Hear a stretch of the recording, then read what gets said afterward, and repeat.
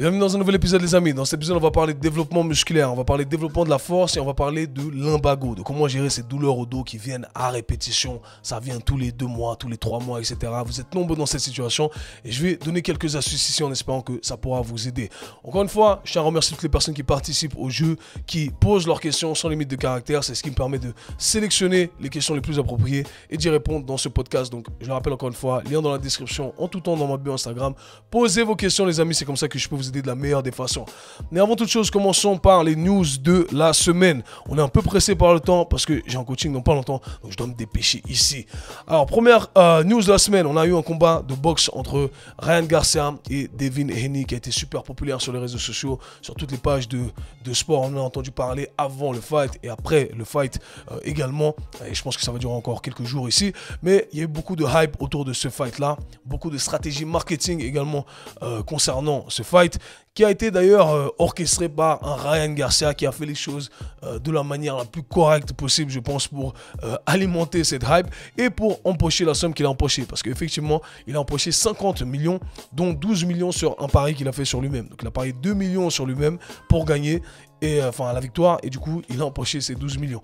Il est interdit de parier pour sa défaite, donc c'est normal, hein, parce que sinon tu te laisses juste tomber, tu te fais mettre KO et puis voilà, t'as empoché la somme, donc ça c'est interdit, mais t'as le droit de parier sur toi-même, apparemment sur ta victoire. Ça devrait être logique, c'est ce qu'on aimerait faire normalement. Quoi qu'il en soit, eh bien, une stratégie marketing qui peut être intéressante à analyser ici. Peut-être que vous voulez réfléchir à tout ça si vous lancez vos business, vous avez des idées, etc. Vous êtes dans le monde dans le monde digital éventuellement. Eh bien, ce que Ryan Garcia a fait, c'est qu'il s'est fait passer un peu pour un fou. Durant les semaines avant le fight, eh bien, il a commencé à poster des trucs chelous. Les gens commencent à se dire, mais c'est un ouf, ce gars, il consomme de la drogue. Il nous a fait croire que voilà, il consommait de l'alcool, de la drogue, etc. Et il a joué cette stratégie du gars qui était complètement fou. Même lors d'une conférence en face à face avec Devin Haney qui, je le rappelle, était invaincu, qui n'a jamais eu de knockdowns, de knockouts, etc. Voilà, le gars, c'était le champ.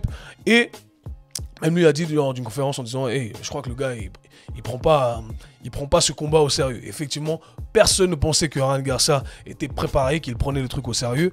Et du coup, c'était l'underdog. Tout le monde a parié contre Ryan Garcia. Tout le monde pensait que Devin Haney allait gagner ce combat. Du coup, il y avait une cote qui était monstrueuse, et je pense que c'est ce que Ryan Garcia a cherché à faire stratégiquement. Il a dit, je vais bouleverser complètement ces cotes de paris et je vais parier sur moi parce que je sais que je vais gagner ce combat.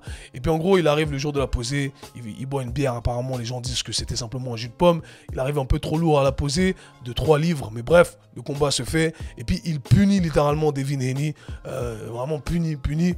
Le combat n'était pas waouh dans tous les sens du terme, mais c'était quand même un bon combat. Et il a mis, pour moi, l'arbitre aurait dû arrêter le combat. Ryan Garcia aurait dû l'emporter. C'était un peu bizarre, je vais être honnête avec vous. Je pense que l'arbitre, il voulait que Haney fasse un truc, mais ça s'est pas passé comme ça. C'est pas passé comme prévu. Bref, Devin Haney a perdu le combat à la décision et Ryan Garcia a empoché le pactole. Et là, vraiment, il y a beaucoup de hype autour de lui. Enfin bref, j'ai trouvé la stratégie marketing intéressante à discuter ici. Je vais pas parler des news ici concernant le foot parce que je pense qu'il y a des supporters du Barça qui vont me cancel, hein, parce que le Real, il punit. Le Real, il punit ces derniers temps. Quoi qu'il en soit, une autre théorie du complot que je voulais aborder avec vous pour les news de la semaine. J'ai écouté récemment un podcast de Joe Rogan, le podcast numéro 1. Qu'il a fait avec Andrew Schulz. Andrew Schulz, un comédien new-yorkais que j'aime beaucoup, très drôle. Et du coup, il parlait de cette théorie du complot. Justement, il parlait du fait que les singes sont en pleine évolution. Et il parlait de cette vidéo qui avait déjà fait surface il y a 1 an de cela, lors d'un podcast de Joe Rogan également, où il montre un orang-outan qui a appris justement à pêcher avec les êtres humains à l'aide d'une lance. Donc on voit cette photo d'un orang-outan avec une lance et apparemment les singes auraient appris, les orang-outans en l'occurrence ici, à utiliser les mêmes techniques que les êtres humains. Okay, et les biologistes disent, ou la théorie derrière tout ça, c'est que les singes sont en train d'évoluer et ils sont à l'équivalence de l'âge de pierre pour les Homo sapiens. Donc la théorie du complot derrière, tous ces conspiracy theories, je trouve ça toujours intéressant, et bien c'est qu'il y a éventuellement une autre espèce qui est en avance par rapport à nous, qui nous regarde et qui se dit, on est l'équivalence des orang-outans, des singes, etc. Okay, ces gars-là, ils sont que à l'intelligence artificielle, alors que les gars, ils sont dans l'espace. Vous l'aurez compris, je ne sais pas. J'ai toujours trouvé cette théorie du complot assez intéressante, c'est assez drôle d'entendre les gens en parler. Mais moi, voilà, je tends l'oreille parce que un truc que j'ai appris ces 4 dernières années, c'est qu'il y avait plein de théories du complot qui se sont avérées vraies, qui étaient vraies, qui n'étaient pas des théories du complot, qui étaient la pratique en fait. Donc on sait jamais les amis. Je vous laisse en discuter entre vous. Première question technique ici de Julien qui est très intéressante, que j'ai sélectionnée, qui demande un peu d'élaboration. Donc je vais peut-être partir dans tous les sens un peu, pardonnez-moi, mais j'espère qu'on arrivera à une conclusion ensemble. Salut Kevin, merci pour tout le contenu que tu partages. J'ai énormément appris avec toi. Depuis que j'écoute le K-Sui Show depuis 3 ans maintenant, j'ai vu ma pratique changer complètement. J'ai participé à tes programmes hybrides, physiques et strong et j'ai vraiment vu les changements. Merci 1000 fois. Ma question tourne autour des reps partiels. Est-ce qu'elles sont utiles? Si oui, à quel moment? Quand? Pour quelles raisons? Quand les prioriser, etc. Ton avis m'intéresse beaucoup. Merci beaucoup, Julien. Ok. Merci, Julien, pour cette question qui est très intéressante. Sujet que j'ai déjà élaboré avec les élèves qui font mon programme mentorship, les participants du programme mentorship, ceux qui sont déjà venus au séminaire. Eh bien, c'est un truc que j'aborde depuis plusieurs années. C'est un sujet qui a beaucoup évolué dans le temps, donc je vais faire un petit historique et je vais vous expliquer avant tout comment je vais aborder le tout. Dans un premier temps, on va aborder le tout à travers la lentille de l'hypertrophie, donc le développement de la masse musculaire, et dans un deuxième temps, à travers le côté performance, parce que je pense que c'est quelque chose qui n'est pas bien analysé, qui n'est pas bien utilisé. Il faut comprendre le pourquoi pour ajuster le comment. C'est toujours la règle d'or, et je pense que j'ai 2-3 trucs à rajouter ici qui sont pas trop mainstream. Donc, commençons par le petit historique des choses. Alors par le passé, on a conclu le fait que utiliser des amplitudes complètes de mouvement, c'était ce qui était de plus favorable. C'est ce que la recherche disait. Ok, tout le monde s'appuyait sur la recherche. Donc tout le monde a dit oui, non, la recherche dit que l'amplitude de mouvement complète c'est mieux. Parce qu'effectivement, on voyait des gens qui faisaient des répétitions partielles, etc. et qui arrivaient quand même à construire du muscle. Donc la question au final des recherches, c'est qu'est-ce qui est mieux? Okay, utiliser des amplitudes complètes ou des amplitudes partielles? Bref, la recherche vient conclure le tout. Tout le monde s'accorde à dire ça. Et ça, c'est marrant parce que c'est une petite critique sur ceux qui se basent que sur ces méta-analyses. C'est l'attente des recherches pour valider un point. Okay, et du coup, ces derniers temps, on a eu un chamboulement complet dans l'industrie qui a eu autour de novembre de l'année 2023. Pourquoi je vous en parle? Parce que j'ai fait une story là-dessus. Parce que j'ai élaboré cette théorie il y a bien longtemps. Je le rappelle, j'ai fait mon mentorship, mon programme mentorship en 2019. J'ai eu mon premier séminaire et lors de mon premier séminaire, j'abordais déjà ce sujet. Et quand ces études sont venues chambouler l'espace fitness, je me rappelle avoir fait des stories en disant tiens, je dis ça déjà depuis 2 ans maintenant. Et j'ai montré des stories où je parlais de ça justement lors de mon séminaire en présentiel. Donc tout ça pour vous dire que si vous avez à allier A plus B, okay, vous créez des associations avec des recherches qui ont déjà été élaborées, bien qu'elles ne rentrent pas dans le cadre exact de l'expérience que vous cherchez à faire, eh bien vous arrivez à en tirer des conclusions et vous dire ah mais si je mets ça et ça ensemble, bah forcément ça veut dire que ça, ok. Et effectivement, eh bien on a un temps d'avance sur le tout. C'est pour ça que je rigole toujours des gens soi-disant evidence-based qui viennent cracher sur toi, mais au final, ils viennent cracher sur toi, mais ils ont un temps de retard, ok. Tu viens valider un truc que je dis depuis 3 ans déjà, mec, parce que j'ai réussi, encore une fois, en me basant sur toutes les évidences, à créer cette conclusion-là. Bref, petite parenthèse qui est fermée ici. Quoi qu'il en soit, ces derniers temps, eh bien, on a eu cette recherche qui est venue chambouler le tout, au mois de novembre, comme je vous l'ai dit, où on a commencé à parler des répétitions partielles. En anglais, on appelle ça les partial reps, ok? Et plus précisément, des répétitions partielles qu'on appelle les long length partials, ok? Ou long length partial reps, ok? Donc, les répétitions avec position d'étirement, en gros, ok? Donc, position avec longue amplitude, on catégoriserait ça comme ça, versus amplitude complète de mouvement. Et la recherche a donc conclu qu'il était plus pertinent d'un point de vue prise de masse musculaire de faire des répétitions partielles dans les positions d'étirement pour prendre du muscle au lieu de faire des amplitudes ou d'utiliser des amplitudes complètes de mouvement. Gros chamboulement dans l'industrie.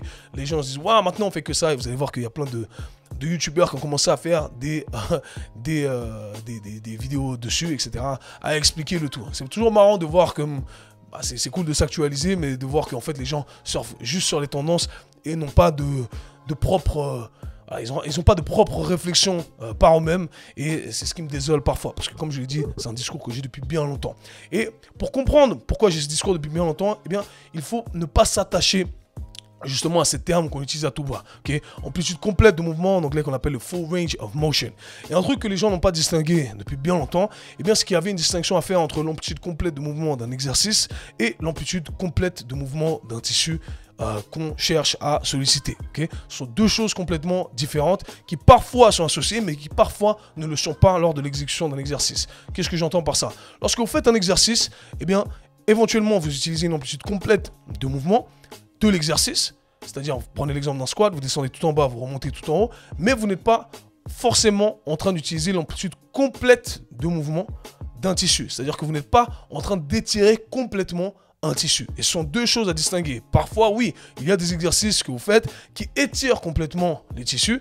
Et là, très bien. Donc, pareil, on a les deux. On a une amplitude complète de mouvement de l'exercice et une amplitude complète de mouvement des tissus. Mais c'est rare, ok? C'est très rare. Donc, il faut comprendre tout ça. Il y a deux trucs à comprendre si vous voulez maximiser cette compréhension des répétitions partielles. Il faut comprendre le profil de résistance de l'exercice, d'accord? C'est-à-dire là où l'exercice est le plus dur, là où il va placer un maximum de tension. Et il faut comprendre ce phénomène que, hey, les tissus, est-ce qu'il est complètement étiré ou est-ce qu'il n'est pas complètement étiré? Un truc à comprendre, numéro 1, c'est que l'adaptation est spécifique aux angulations qu'on va solliciter. C'est-à-dire que lorsque vous faites un exercice, contrairement à ce qu'on vous a dit depuis longtemps, eh bien, l'adaptation de l'exercice, là où l'exercice va placer un maximum de tension, eh bien en vrai, on va pas avoir une adaptation sur tout le tissu forcément. On va avoir une adaptation sur une angulation bien spécifique. Donc en gros, pas toutes les fibres musculaires vont être hypertrophiées. Il n'y a qu'une partie des fibres musculaires qui vont être hypertrophiées. Et c'est pour ça qu'à l'époque, si vous regardez ma vidéo YouTube, à l'époque, je savais même pas faire des vidéos YouTube. Donc là, on parle d'il y a bien longtemps pour vous dire que, pardonnez-moi, j'avais compris tout ça il y a longtemps. Je parlais de l'intérieur des pecs, je parlais du bas des abdos, etc. Des sujets sur lesquels je suis revenu à travers cette compréhension-là des choses, ok? On peut cibler certaines parties, certaines angulations bien précises en fonction de comment on place nos articulations parce que les exercices vont créer des adaptations dans des angles bien précis, ok? Maintenant, ce qui se passe lorsque on étire complètement un tissu et qu'on place de la tension sur ce dernier, eh bien, quand on étire un tissu, qu'est-ce qu'on fait? On éloigne une insertion d'une autre insertion, ce qui fait qu'on place déjà de la tension mécanique sur la plus grande partie du tissu, sur la quasi-totalité du tissu, ok? Et du coup, lorsqu'on rajoute la force qu'on va exercer pour lever la charge, etc., on augmente encore plus ces tensions mécaniques et donc on va avoir une prolifération de cette énergie, de cette force qui va être éparpillée sur une plus grande partie du tissu. Voilà pourquoi lorsque on utilise des exercices qui vont placer de la tension dans des positions d'étirement, eh bien, on va avoir plus d'hypertrophie musculaire. Aussi simple que ça. Je vais vous donner la théorie derrière le tout, ok? Pour les élèves du programme, les participants du programme Mentorship, j'en ai parlé au séminaire en présentiel, j'en parlerai encore une fois cette année, et les années qui suivent en décortiquant le tout, bien entendu, ok? Mais c'est un truc très important à comprendre. Donc, parfois, il y a certains exercices avec lesquels, eh bien, il serait plus pertinent d'un point de vue hypertrophie musculaire de s'attarder uniquement sur ces répétitions partielles en position d'étirement. Parce qu'on va avoir plus de gains. Je dirais que même parfois, en fonction du profil de résistance de l'exercice, eh bien, utiliser l'amplitude complète de mouvement, c'est pas forcément approprié parce que eh bien, l'angulation fait que quand vous tendez complètement les coudes, par exemple, eh bien, au final, les derniers 20 degrés, il n'y a pas vraiment de tension. Okay, donc, s'il n'y a pas vraiment de tension, si la tension est nulle, ça ne me sert à rien. Donc, je reste dans des amplitudes qui place de la tension d'après le profil de l'exercice et qui, en plus de ça, ramène mes tissus en position d'étirement. Et en restant dans ces angulations partielles, avec des répétitions partielles, on va maximiser justement l'exercice, les gains qu'on va en faire, l'hypertrophie que l'on va créer. Maintenant, il y a une distinction à faire ici qui est très importante. Certains vont dire oui, mais ça sert à rien. On voit qu'avec des exercices avec amplitude, des amplitudes classiques, avec des exercices classiques, on ne ramène pas forcément les tissus en position d'étirement, on a plus d'hypertrophie. Et c'est vrai. Vous prenez l'exemple par exemple des dips. Je pense qu'avec des dips lourds, où on utilise des intensités très élevées, eh bien, on va avoir un bon développement des triceps qui serait peut-être plus conséquent qu'un tricep extension. Donc, au-dessus de la tête, on va chercher à la poulie, monter comme ça avec la poulie. Okay? Parce qu'on le voit que ce genre d'exercice, parfois, il y a des exercices, je ne vais pas vous expliquer pourquoi, qui, au final, ne nous permettent pas de travailler avec des répétitions avec des intensités élevées, c'est-à-dire avec des répétitions basses. On ne va pas faire 1, 3, 4, 5, 6 répétitions. Il y a des exercices qui sont plus opportuns pour des rangées de répétitions plus élevées parce qu'on arrive mieux à les exécuter, à mieux ressentir le tout. Okay? Ce qui fait que la tension mécanique va être moindre. Alors que lorsque vous faites un dips, certes, il y a d'autres tissus qui vont être inclus. Il y aura un peu plus d'épaule, il y aura un peu plus de pec pour certains, un peu moins de pec pour d'autres. Et on va quand même utiliser des intensités plus élevées, ce qui fait qu'on aura une stimulation nerveuse qui va être plus intense. On va avoir une tension mécanique qui va être plus intense et qui va éventuellement mener à des gains plus intéressants d'un point de vue hypertrophie musculaire. Okay? C'est ce qu'il faut garder en tête. Mais la façon dont j'interprète toutes ces informations-là est la suivante. Il ne faut pas choisir l'un ou l'autre. Selon moi, il faut faire les deux. Okay? Mais ce qu'il faut comprendre, c'est que si vous n'avez pas la capacité d'utiliser des intensités très élevées, parce qu'il faut savoir que les intensités très élevées viennent à un coût d'un point de vue peut-être douleur au niveau de certaines articulations à la longue si on ne fait que ça, d'accord. Déjà, on doit avoir la capacité de faire ces exercices-là, d'accord. Et du coup, si on contraste le tout avec des exercices d'isolation où on utilise justement ces répétitions partielles dans les positions d'étirement, eh bien, on peut utiliser une intensité qui est moindre avec une stimulation musculaire qui va être quasi équivalente. Alors peut-être un peu moins, mais au final, comme j'ai dit, c'est un peu moins, mais sans tous les risques. Donc gardez ça en tête, ça peut être très intéressant à garder, à inclure dans votre programmation. Et je ne peux pas utiliser des exercices trop intenses parce que moi, ça me fait directement mal au coude si je fais des dips ou j'utilise des 5RM, 6RM, etc. Certes, j'aurai pas la meilleure stimulation, la meilleure tension, d'accord, mais je peux utiliser un autre exercice qui va placer une tension pas exactement la même, un peu moins, mais quasi équivalente, et qui, en travaillant sur des amplitudes partielles, parce que le profil de résistance de l'exercice me le permet, est plus adéquat, et je respecte ce que toutes les évidences nous montrent, je vais quand même développer un peu plus mes triceps. Donc voilà ce qu'il faut garder en tête ici. Je pense que c'est un facteur qui n'est pas mentionné, il n'y a pas cette nuance qui est parfois oubliée. Maintenant, parlons d'un point de vue de performance. Alors souvent, c'est le débat qu'on va avoir. On va voir des sprinteurs qui, depuis la nuit des temps, font des quarts de squat, des demi-squats. Il y en a qui disent, ouais, ça sert absolument à rien, il ne faut pas faire des quarts de squat, il ne faut pas faire des demi-squats.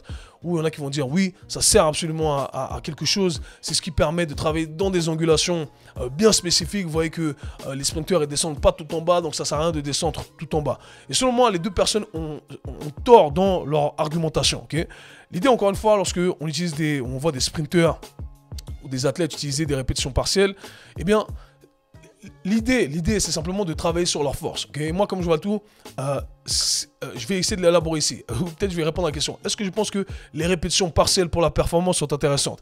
Et la réponse, selon moi, c'est oui. Elles sont très intéressantes. Okay, pourquoi? Parce que lorsque vous utilisez des répétitions partielles, eh bien, ce qu'on fait, c'est qu'on enlève un facteur complexité. Lorsque vous descendez tout en bas, c'est déjà un squat, par exemple, eh bien, c'est déjà beaucoup plus complexe. Ça demande beaucoup plus de technique. La portion basse du squat est la portion la plus difficile de par le profil de résistance de l'exercice. C'est-à-dire que c'est là où c'est le plus difficile et c'est là également où on est le plus à risque. Parce que ça demande une certaine compétence d'un point de vue maîtrise de son corps, maîtrise de l'exercice, et ça demande également une certaine compétence ou capacité au niveau de nos articulations. Si on n'a pas tout ça, comment on fait? On va pas se forcer, ok? Donc c'est là où ça devient intéressant d'enlever tous les risques, tous les facteurs négatifs et de se dire, je vais réduire l'amplitude de mouvement pour pouvoir quand même en tirer les bénéfices. Si le but de l'exercice est de développer sa force, c'est quoi? C'est un signal qu'on essaie d'envoyer à son système nerveux en disant « Hey, j'ai envie que tu décharges un maximum d'énergie. » Ok? Et moi, ce que je vais faire avec mes athlètes, j'utilise beaucoup d'amplitude partielle. Eh bien, c'est que je vais dire, c'est pas pour l'angulation bien spécifique. Ok? Certes, c'est un bénéfice éventuellement qu'on pourrait mentionner, mais je ne pense pas que ce soit l'exercice forcément le plus, ou l'argument le plus bénéfique pour ce contexte-là. L'argument le plus bénéfique, c'est de dire, je vais quand même stimuler ton système nerveux avec les intensités les plus maximales en enlevant tout le facteur risque, en enlevant toutes les limitations potentielles qu'on peut avoir. Mais on va quand même pouvoir bénéficier du tout. Donc là, je vais charger ma barre avec des quarts de squat, des demi-squats. Ton système nerveux doit quand même se battre au maximum, même si c'est qu'une petite angulation, d'accord? Parce qu'on met la charge qui est appropriée pour cette angulation-là, ok? Imaginons que tout en bas d'un squat, tu arrives à lever que 100 kg, mais dans la portion haute du squat, tu arrives à lever 220 kg. Et si tu mets 100 kg, ça va pas te stimuler, mais si tu mets les 220 kg, ça va te stimuler. Et donc, ça va te permettre de ramener ton système nerveux justement à sa limite, où tu vas lui dire, hey, j'ai besoin de plus. C'est comme ça qu'on devient plus fort. Rappelez-vous, on veut s'approcher justement de ce moment de l'échec où on n'arrive pas à produire plus. C'est ce qui dit à notre corps, oh putain, là, je dois construire plus parce que la prochaine fois que j'ai cette barre sur le dos, elle va m'écraser. Donc la prochaine fois, il faut que je sois capable de la lever, d'accord? Donc les répétitions partielles d'un point de vue performance, je pense que c'est très intéressant de ce point de vue-là, simplement en enlevant tous les facteurs risques. C'est très facile à exécuter et ça nous permet quand même de stimuler notre système nerveux. Parce que le but ici, encore une fois, c'est la stimulation nerveuse. C'est ce qu'on veut. Donc, à utiliser, bien entendu. Ce qui veut dire que, avec tout ce qui est accessoire, où on travaille avec des intensités peut-être moins élevées, avec des angulations, bien entendu, des positions d'étirement, par exemple, là, c'est intéressant, ok? Intensité moins élevée, on réduit un peu le risque, etc. Peut-être des exercices moins complexes, etc. Hey, let's go, pourquoi pas? Là, ça devient intéressant de rajouter ça en accessoire. Avec des répétitions, là, on travaille autour des 5 répétitions, 4, 5, 6, 7 répétitions, 8 répétitions. Ça reste relativement élevé et on peut travailler avec des amplitudes complètes. Donc là, j'espère que vous aurez compris tout ça. Prochaine question qui a été posée ici par Laurent. Salut Kev, depuis quelques temps, j'ai fait des lumbagos à répétition. Ça va de 9 mois ou comme là, le deuxième en l'espace de 2 mois. J'ai 53 ans, j'ai toujours fait du sport plus ou moins 6 à 7 fois par semaine. Poids du corps, footing et un peu de single speed. Je sais pas ce que ça veut dire single speed. Légère usure du disque L5, S1. Alimentation pas trop. Alimentation pas top, pas gros dormeur et 4 café par jour, voire 5 par moment. Que faire? Ça me gâche la vie. Merci à toi pour ton contenu de qualité et le partage. Merci. Ok, Laurent, ici, alors, je vais me permettre de parler sur ça parce que voilà, j'ai travaillé avec énormément de clients qui souffraient de justement lumbago à répétition, etc. Et souvent, ça vient lors de mouvements anodins. C'est-à-dire, on se baisse pour ramasser un stylo. Ah, je me suis fait mal, etc. Donc, c'est assez chiant, encore une fois. Moi, le premier truc, c'est toujours de s'attarder sur ce que j'appelle les big rocks ou les red flags avant de parler de l'aspect technique des choses. Parce qu'il y a toujours des trucs à faire en plus. Mais il faut toujours prioriser ce qu'il y a à prioriser. Il y a toujours une hiérarchie à respecter dans la science de l'entraînement. Et il y a également le tout à juxtaposer avec ce qui est faisable. La faisabilité des choses, c'est le critère aussi numéro 1. D'accord? Si dans ton contexte, c'est possible, oui ou non, eh bien, c'est un truc à garder en tête. Okay? Moi, le premier truc qui me frappe quand je lis cette question, je dis, oh, il y a des lumbagos répétés, je vois qu'il y a quelqu'un qui s'entraîne beaucoup, 6 à 7 fois par semaine, donc quasiment tous les jours, malgré le fait qu'on ait un manque de sommeil, parce qu'on doit consommer 4 à 5 cafés par jour, donc on doit consommer des stimulants pour essayer de tenir la route. Donc on a quelqu'un qui est très discipliné, qui fait le taf quand il faut faire le taf, mais qui a un lifestyle, et par lifestyle j'inclus justement ce sommeil-là, ce facteur sommeil qui va nous impacter. Du coup on est obligé de compenser avec des stimulants, de la caféine, etc. etc. Alors du coup c'est le premier truc à adresser, parce que le sommeil en fait c'est primordial. C'est primordial, et vous parlez à un gars qui n'a pas dormi depuis 2 ans et demi, d'accord, exactement, et qui est extrêmement fatigué et qui voit que je suis au niveau le plus bas. Donc je sais de quoi je parle, je sais exactement ce que c'est. Alors ce qu'il faut savoir, c'est que le sommeil, ça va impacter plein de trucs. Le sommeil, ça va impacter votre humeur, certes, c'est un truc, d'accord? Donc ça va impacter l'aspect psychologique des choses, c'est-à-dire que d'un point de vue psychologique, vraiment, vous allez être beaucoup plus négatif de manière générale. Je crois qu'on appelle même, on développe même des comportements, des troubles du comportement de manière générale. Donc ça, c'est un truc qui est analysé d'un point de vue psychologique. Alors je suis pas un expert là-dessus et je vais pas m'attarder sur ces sujets-là, mais je sais que c'est un truc à garder en tête. D'ailleurs, pour la petite anecdote, il y a beaucoup de couples qui se séparent parce que manque de sommeil, etc. Ils s'aiment pas. Et au final, quand ils commencent à dormir, ils disent ah, mais en fait, on n'a pas dû se séparer. Bref, c'est un truc, une anecdote comme ça à raconter pour les parents, les vies de couple et qui ont des enfants qui ne dorment pas. On est ensemble, les amis, on est ensemble. Quoi qu'il en soit, le sommeil, ça va affecter ça, mais ça va affecter également votre prise de masse musculaire. C'est-à-dire qu'aujourd'hui, on a même des recherches qui nous montrent que 2 groupes, d'accord, qui font des diètes équivalentes, qui suivent un système d'entraînement équivalent, eh bien, on va voir qu'un groupe va perdre principalement de la masse musculaire, le groupe qui dort bien, et le groupe qui a un sommeil qui est affecté, justement, ou déréglé, devrais-je dire, eh bien, on va observer une perte de masse grasse, parce qu'on est en déficit calorique, on suit une diète, etc.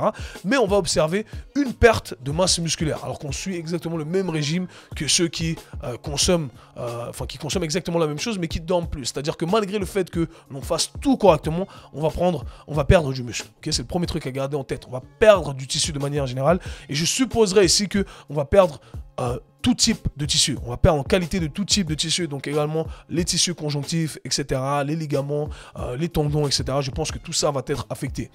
En plus de ça, le facteur, du coup, je suis parti dans tous les sens dans ma tête là, il y a un élément que j'ai oublié ici. Oui, eh bien ça va affecter votre capacité à étirer également vos tissus de manière générale. Ça c'est un truc moi qui suis dans le monde de la flexibilité et mobilité, c'est un truc que j'ai longuement étudié. C'est-à-dire que votre sommeil va impacter votre amplitude de mouvement. Donc disons que vous ayez, lorsque vous dormez bien, vous réveillez, etc., vous avez accès à 10. 10 va être ce qu'on va utiliser ici pour catégoriser votre amplitude de mouvement.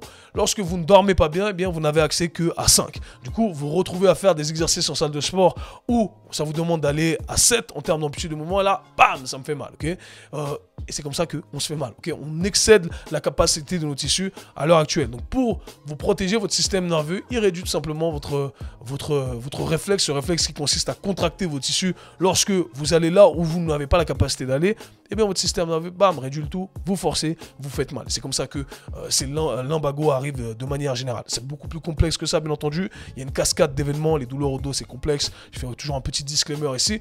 Mais selon mon expérience, eh bien, ces facteurs-là sont les facteurs clés. Donc le sommeil, c'est le premier truc que je cherchais à adresser. On tombe vite dans un cercle vicieux comme Laurent ici. Vous consommez 4 à 5 cafés par jour parce que vous vous sentez obligé. Mais en même temps, il va falloir réduire cette consommation de café. Donc là, vraiment, ce que je ferai avant de parler du côté entraînement, c'est que j'essaierai de réduire ma consommation de café. J'essaierai d'arrêter de consommer du café après, je connais pas ton horaire, bien entendu, mais après midi, j'essaierai de réduire complètement ma consommation de café. Et j'essaierai vraiment de créer une routine du soir. Ça, ce serait vraiment, vraiment important. Une routine du soir, comme ça, j'en ai parlé durant plein d'épisodes. S'il n'y a personne qui vient vous perturber durant la nuit, si vous n'avez pas des petits-enfants qui vous réveillent durant la nuit, vous n'êtes juste pas discipliné par rapport à ça, eh bien, il est temps d'instaurer cette discipline pour la routine du soir. Parce que ça va affecter le tout. Ta prise de main, ça va affecter tes amplitudes de mouvement. Bref, tu l'auras compris, tout ce que j'ai mentionné jusque-là. Donc, créer une routine du soir, se fixer une heure de sommeil, d'accord? Une heure à laquelle on met son téléphone en mode avion, il n'y a plus de travail, il n'y a plus de conversation qui tourne autour du travail, de facteurs anxiogènes. Et ensuite, pam, petite douche froide, d'accord, petite séance de stretching, et je me mets au lit, je lis un livre, et là, je m'endors. Ça, c'est très important, c'est le premier truc à cibler. Ensuite, ce que je ferai éventuellement, c'est que j'essaierai, si je m'entraîne 6 à 7 fois par semaine, je sais pas à quelle heure tu t'entraînes, mais imaginons que tu t'entraînes à midi ici, eh bien moi, j'enlèverai 1 ou 2 entraînements et je ferai une sieste. Moi, c'est le premier truc que je ferai. Je pense que si on réduit à 5 entraînements par semaine et que on prend ces 2 heures en plus que tu dédies à tes entraînements à faire une sieste, d'accord, ou à dormir plus longtemps si tu t'entraînes le matin, que sais-je, eh bien, ça sera, tu gagnerais beaucoup plus en faisant le tout de cette façon-là. Je dirais même 4 entraînements et tu rajoutes 3 heures de sommeil, 3h30 de sommeil. Je pense que dans ta semaine, ça serait grandement bénéfique. Donc déjà, juste ces ajustements-là, cet agencement-là des choses, ça crée un changement radical, j'en suis persuadé. Maintenant, pendant cette phase d'adaptation, quand vous n'êtes pas au top, etc., ce que je ferai, c'est que les entraînements, j'essaierai de garder l'intensité la plus basse possible. Si vous êtes dans la performance, comme moi, parce qu'encore une fois, je suis dans la vraie vie, eh bien, j'essaie de garder un jour où je mets l'intensité la plus élevée. Le jour où je me sens chaud, même si je suis pas au top de ma forme, j'ai pas bien dormi, parce que de toute façon, je dors pas, d'accord? Donc je vais pas attendre le jour où je dors bien, parce qu'il n'y en aura pas. Ça fait 2h30 qu'il n'y en a pas. Donc le jour où je me sens un peu plus en forme, je vais quand même envoyer la sauce. J'envoie malgré le fait que je sois fatigué, parce que c'est comme ça, c'est les règles du jeu. J'essaie d'être smart par rapport au choix des exercices. C'est là où, par exemple, on utilisera des répétitions partielles pour l'exercice qui consistera à développer sa force principalement. Enfin bref, vous l'aurez compris. Ce sont ces ajustements-là qui mènent à un certain succès selon moi. Okay, un jour où je pousse le tout, un jour pour développer cette qualité mère qu'est la force, c'est très bien selon moi. C'est très bien pour maintenir, voire même développer si on fait les choses bien. 2 jours dans la semaine, c'est excellent, d'accord? Un jour, c'est très bien. Et le reste, eh bien, ça sera des entraînements à plus basse intensité où je m'attarderai sur le développement musculaire, donc le côté hypertrophie. J'essaie de chercher le pump, le ressenti, etc. Un jour, peut-être développement cardiovasculaire, mais avec des intensités basses. C'est là où le travail de zone 2, par exemple, serait grandement bénéfique. Donc moi, c'est ce que je ferais vraiment en priorité par rapport à l'agencement des choses. Ensuite, bien entendu, ce que j'invite les gens à faire, c'est ce que je fais avec tous les clients qui ont eu des lumbagos répétés avant de travailler avec moi. C'est marrant parce qu'on travaille avec moi, du long coup, il n'y en a plus. Et même si ça venait à arriver, eh bien, on sait comment utiliser une stratégie pour revenir très rapidement. Avant, ça nous prenait 1 mois pour revenir, et là, 3 jours après, on est de retour. Okay, donc, le premier truc à faire, c'est que au quotidien, tu veux rajouter dans tes séances d'entraînement une petite séquence de travail sur ta colonne vertébrale, de travail de flexion sur ta colonne vertébrale, travail d'extension sur ta colonne vertébrale, travail de rotation sur ta colonne vertébrale. Vraiment une séquence, tu vas choisir 2 exercices. Par exemple, tu vas couvrir 2 fonctions, flexion et extension. C'est là où tu es le plus limité, ok? Un autre jour, tu vas couvrir simplement la rotation et la flexion latérale. Et tu vas faire 2 à 3 séries à la fin de ta préparation. Et là, tu vas travailler dessus. Bam, je dis n'importe quoi, tu fais un Jefferson curl et tu fais une extension thoracique sur la balle. Et là, avant de commencer ta séance tous les jours, bam, tu fais 2 séries à 3 séries, 6, 8 répétitions. Bam. Déjà là, tu vas augmenter l'expérience que tu as dans ces fins d'amplitude de mouvement. L'idée, c'est vraiment d'aller flirter avec ces fins d'amplitude de mouvement. Tu veux y aller régulièrement. La fréquence est la clé. Je le répète à chaque fois, pour ce genre de truc, la fréquence, c'est la clé. Donc, ne négligez pas ça, ok? Petite séquence à faire au quotidien. Éventuellement, inclure des supersets lors de tes exercices. Tu fais ton développé couché, tu couples ça avec un exercice où tu vas stimuler ton dos, ok? C'est très, très, très important de le faire, d'accord? si tu viens avoir une douleur au dos, qu'est-ce qu'on fait? Eh bien, tu t'es fait mal. Bam, dans une position bien précise, tu t'es baissé, tu t'es fait mal. Ok. Eh bien, la règle numéro 1, c'est de regagner de l'expérience dans cette amplitude dans laquelle on s'est fait mal. De renvoyer un signal dans cette amplitude dans laquelle on s'est fait mal. Donc, ce que je vais faire, toi, si tu t'es fait mal, je vais manipuler ta programmation. Et d'ailleurs, ça arrivait avec un client à moi que j'entraîne.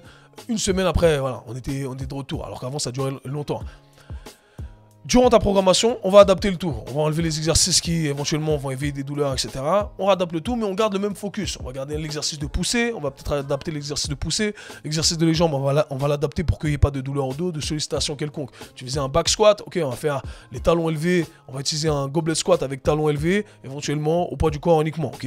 Donc encore une fois, ça reste un squat et on envoie quand même de la stimulation. Et là, pendant le temps de repos, eh bien, on va chercher à stimuler au maximum le dos, la zone qui a été sollicitée, ok, en faisant des va-et-vient, en flirtant avec la zone douloureuse, ok. Je flirte avec la zone douloureuse, je m'arrête juste avant. Et je vais coupler ça également avec des contractions isométriques à très basse intensité, proche de l'angle douloureux. Et c'est comme ça que j'approcherai le tout. Et tu verras que en quelques jours, ça va déjà aller mieux. Et ensuite, ce qu'il faut faire, c'est continuer à progresser le tout, c'est-à-dire rajouter plus d'intensité, rajouter plus de mouvements, etc., etc. C'est comme ça que vous voulez approcher le tout quand vous avez des lumbagos. C'est pas la fin du monde, encore une fois. Ça arrive, c'est très fréquent. Mais comme je l'ai dit, il y a un ordre de priorité. Certes, il faut développer la capacité de ces tissus. Je regarde ma montre en même temps parce que Kevin doit partir. Mais il faut surtout s'attarder sur la base de la pyramide. La base de la pyramide, eh bien, ce sont les choses qu'on a mentionnées ici. Je crois que j'ai le temps pour une dernière question que j'avais pas prévu de faire du coup parce que je me sentais limité, mais on va la faire quand même. Alors, question que j'ai trouvé intéressante ici. Je connais pas ton nom, j'essaie de le décortiquer, mais c'était compliqué, donc pardonne-moi. Alors, elle a dit que son problème c'est d'essayer de convaincre mes proches que la perte de poids aux prises de masse est simple. Entre parenthèses, total calorique et non diète magique. / qu'il faut fournir des efforts et travailler dur pour obtenir un résultat. Dans notre société actuelle, les gens veulent le résultat, mais sans faire les efforts. Je me heurte souvent à ce mindset en essayant de sociabiliser avec les gens de mon âge, entre parenthèses 17 ans, ou avec ma famille. Ok, je comprends tout à fait cette frustration et c'est pour ça que j'ai voulu sélectionner cette question. On va finir en beauté ici. Alors, ici, là, si je venais à paraphraser le tout, c'est j'essaie d'influencer le monde autour de moi positivement et en gros, il n'y a personne qui m'écoute. Et c'est marrant parce que moi, quand j'ai commencé mon podcast, eh bien, c'était ça l'idée. C'est que je me rappelais qu'il y a plein de gens qui me demandaient des conseils.